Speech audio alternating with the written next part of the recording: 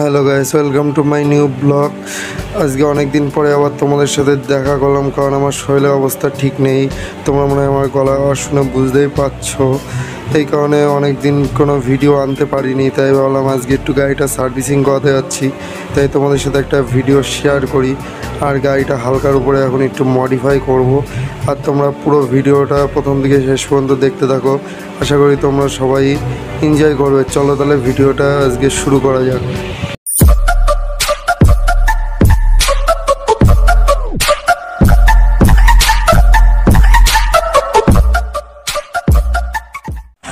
এই যে আমার গাড়ির অবস্থা খুবই খারাপ, কাদা লেগে গাড়ি আর দেখার মতো নেই। ওই জন্যে গাড়িটা একটু সার্ভিসিং করাবো আর একটু ওয়াশ করাবো। ওয়াশ করানোর পরে তারপরে যাব স্টিকারের দোকানে, হালকার উপরে একটু মডিফাই হবে। তা চলো সোজা তোমাদের সাথে আবার স্টিকারের দোকানে গিয়ে দেখা করবো। তার আগে যাবো গাড়িটা সার্ভিসিং করাতে, গাড়িটা সার্ভিসিং করিয়ে সোজা চলে যাবো স্টিকারের দোকানে।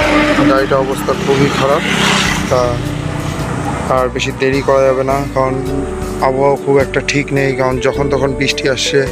আর এখন পরিবেশটা খুবই সুন্দর, এই যে সামনে কত সুন্দর একটা পরিবেশ। তাহলে ভালো এখানে একটু দাঁড়িয়ে যাই, আর এখানে আর বেশি কথা বলবো না। চলো তাহলে যেতে যেতে তোমাদের সাথে আবার কথা হচ্ছে।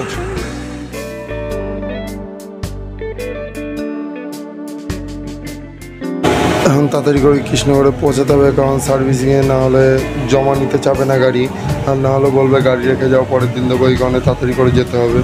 আর গায়ে আকাশটা দেখো অসাধারণ লাগছে।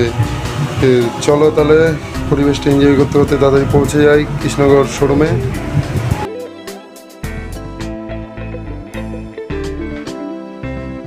এইমাত্র আমি কৃষ্ণগড়ে এন্টার হলাম, আর কৃষ্ণগড়ে এন্টার হয়েই দেখতে পেলাম আজকে রাস্তাটা খুবই ফাঁকা ফাঁকা, কারণ একটু আগে মনে হয় এখানে বৃষ্টি হয়েছে, এই কারণে রাস্তাটা একটু ফাঁকা ফাঁকা রয়েছে। আর বেশি লেটও হয়নি, কারণ যাই না সামনে রেলগেট পার করে আমার পৌঁছাতে হবে শোরুমে। তার রেলগেটে ওখানে যদি এখন গেট পরে খুবই জ্যাম হয়। আর এই যে রাস্তার সামনে কারণ খুবই ফাঁকা ফাঁকা রয়েছে, এই জন্যই ভাবলাম তোমাদের সাথে ভিডিওটা শেয়ার করি। আর সিটির মধ্যে তো এই কারণে খুব আস্তে আস্তেও বাইক চালাচ্ছি, নাহলে বলা যায় না কোথায় কী হয়ে যেতে পারে। তা তোমরা এনজয় করতে থাকো, চলো তাড়াতাড়ি করে এগোই। গাইস, যা ভেবেছিলাম তাই হলো, কারণ এই মাত্রই গেটটা পড়লো, আর যদি 5 মিনিট আগে আসতাম তাহলে হয়তো পৌঁছে যেতে পারতাম। যাই না এখানে এখনও কতক্ষণ দাঁড়াতে হবে।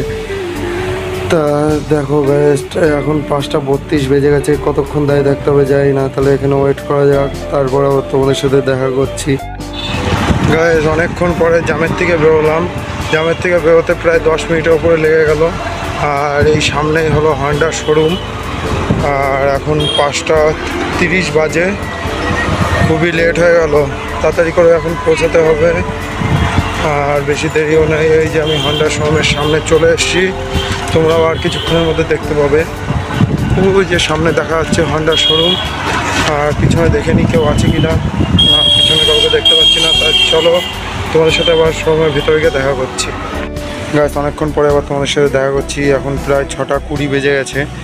আর সার্ভিসিংয়ের এখানেও একটা দাদা ছিল, সে বলছিল যে আজকে অনেক বেলা হয়ে গেছে, গাড়ি হয়তো রেখে যেতে হতে পারে। কারণ অনেক রিকোয়েস্ট করার পরে দাদা বললো ঠিক আছে, তাহলে তুমি একটু ওয়েট করো, তা তোমার গাড়িটা একবার সার্ভিসিং করে দিচ্ছি। আর এখানে এখন যত গাড়ি বাইরে ছিল সার্ভিসিংয়ের, সবই সার্ভিসিংয়ের ভেতরে নিয়ে যাচ্ছে। তা অনেক রিকোয়েস্ট করার পরে দাদা রাজি হলো। তা সার্ভিস হওয়ার পরে আবার তোমাদের সাথে দেখা করছি। আর এই শোরুমের সামনেটাও তোমরা একবার দেখে নাও। এই যে গায়ের শোরুমের সামনে, আর ওই যে উপরে রয়েছে হন্ডার ব্র্যান্ডিং, আর এই যে ঠিক শোরুমের নিচেই হলো সার্ভিস সেন্টার। আর ওই ভিতরেই রয়েছে আমার গাড়ি, আমার গাড়িটা এখন পিছনে রয়েছে। এই যে এই দাদাকে সার্ভিসিং করবে না বলে বাড়ি পাঠিয়ে দিচ্ছে।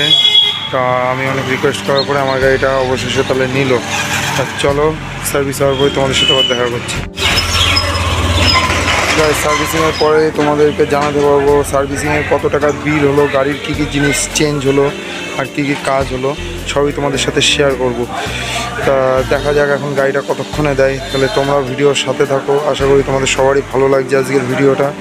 আর এখান থেকে বেরিয়ে চলে যাবো সোজা গাড়িটা হালকার উপর একটু মডিফাই করাতে। তাই তোমরা পুরো ভিডিওটা দেখতে থাকো। তা আর বেশি কথা বলবো না, চলো।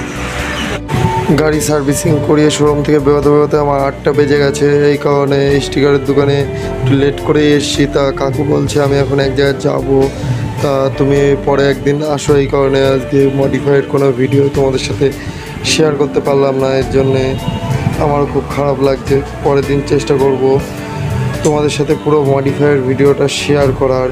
তা বাইরে খুবই বৃষ্টি হচ্ছে, বৃষ্টি কখন কমবে যায় না। তা এখানে এখন একটু আমার ওয়েট করতে হবে, তারপরে সোজা বাড়ির দিকে যাব।